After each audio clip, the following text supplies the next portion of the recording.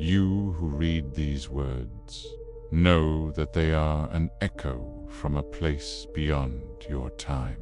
For I, Oinos, am dead. This tale I leave behind is a testament to a horror you would deem impossible, a truth which the living mind struggles to contain. Believe it, for you must. The universe holds secrets that only reveal themselves in the final stillness.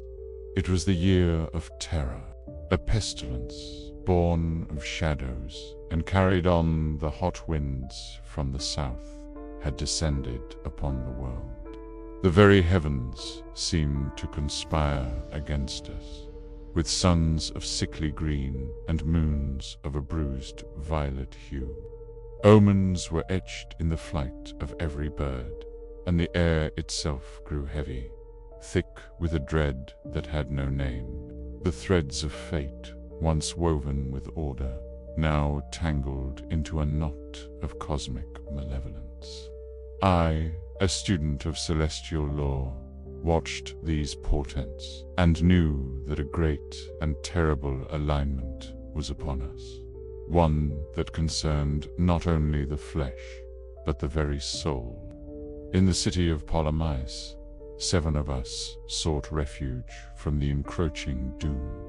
We sealed ourselves within a chamber of grand and somber aspect, a room whose magnificence was a mockery of our fear. The door, a colossal slab of brass, we fastened from the inside, a futile gesture against a threat that was not of the physical world. From ceiling to floor, we hung draperies of the deepest black, so that not a sliver of the cursed moonlight, nor a whisper of the dying city could intrude. We were adrift in an ocean of darkness, a self-imposed tomb meant to preserve life, yet which felt only of suffocation and the grave. Within this sealed space, the oppression was absolute.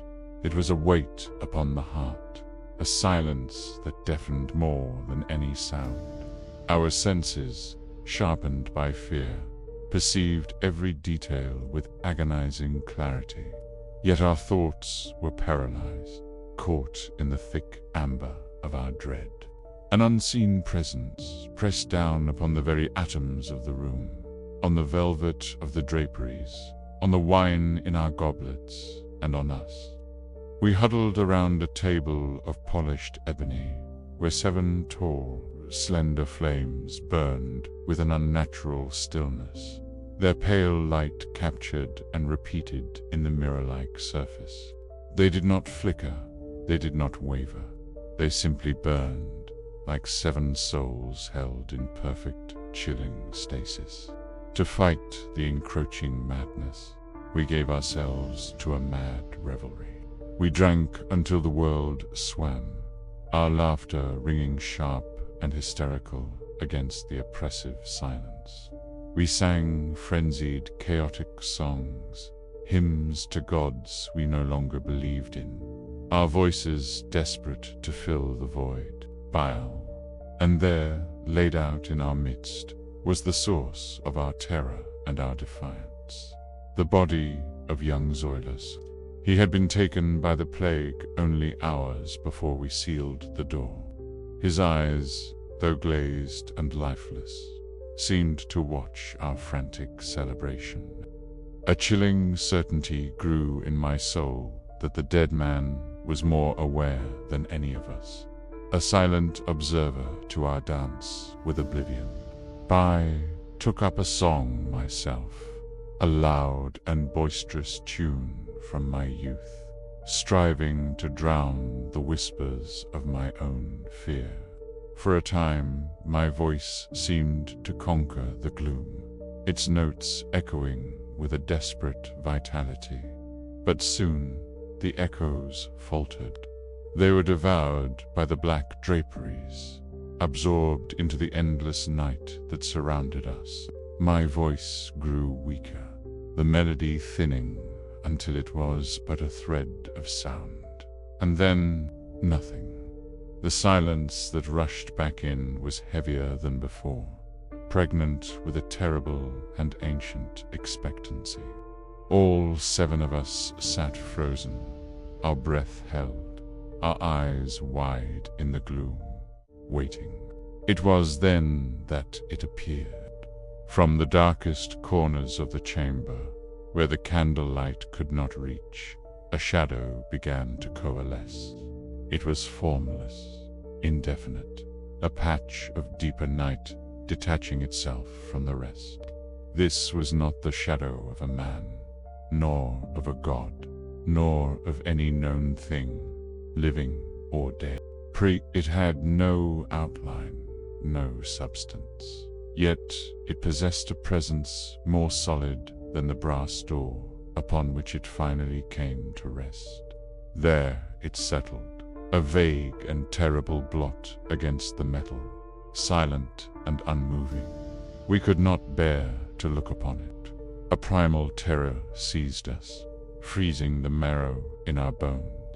We averted our gazes, all 7 of us, our eyes finding refuge in the polished surface of the ebony table.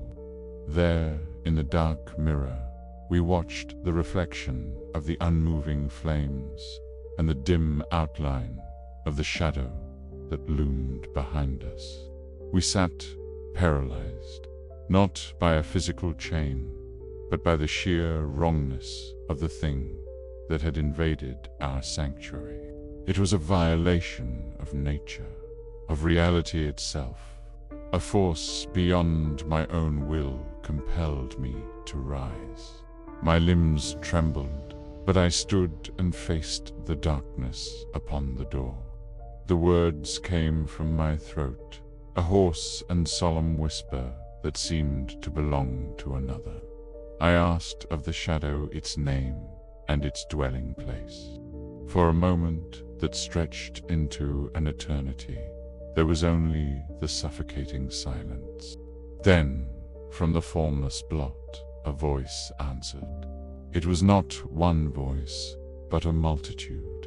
1,000 whispers and murmurs blended into a single, resonant tone. It was a sound I knew, a horrible chorus of familiarity, and the voice said, "I am Shadow, and my dwelling is near to the catacombs of Polymice, and hard by the dark plains of despair that border the foul river of Charon." We sprang to our feet, trembling, aghast, for the voice that spoke was not a stranger's. It was a symphony of the dead. In its chilling cadence, we heard the tones of our playmates from childhood, our departed family, our brothers in arms. It was the composite voice of our own lost and buried friends. And we knew, in that final moment of absolute horror, that the dead had come not to haunt us, but to claim us.